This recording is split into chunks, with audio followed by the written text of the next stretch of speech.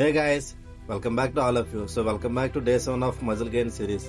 మామ, ఈ రోజుల్లో చాలా మందికి ఉండే డౌట్ ఏంటంటే మనం ఏ ఏజ్ లో జిమ్ చేయాలి. సో క్లారిటీగా చెప్తాను, మన ఏజ్ 13 to 14 మధ్య ఉంటే అప్పుడే బాడీ గ్రోత్ అనేది స్టార్ట్ అవుతుంది. కాబట్టి మినిమం వార్మప్ చేసుకుంటే సరిపోద్ది. అండ్ మన ఏజ్ 17 to 18 మధ్య మన బాడీ అనేది గ్రోతింగ్ కి చాలా పర్ఫెక్ట్ ఏజ్ అది. సో ఆ ఏజ్ లో జిమ్ చేస్తే బాడీ అనేది చాలా వేరంగా ఇంప్రూవ్ అవుతుంది అండ్ గ్రోత్ కూడా చాలా బాగుంటుంది. అండ్ థర్డ్ థింగ్ వచ్చేసి 20+ to 50 మధ్య మన బాడీ అయితే ఫుల్ ఎనర్జీతో ఉంటుంది. సో ఈ ఏజ్ లో ఏంటంటే బాడీ అనేది చాలా వేరంగా ఇంప్రూవ్ అవుతుంది అండ్ మంచి బాడీ షేప్ కూడా తయారవుతుంది. సో ఈ ఏజ్ లో మనం కాంపిటీషన్స్ అండ్ హెవీ వెయిట్స్ కూడా లిఫ్ట్ చేసుకోవచ్చు.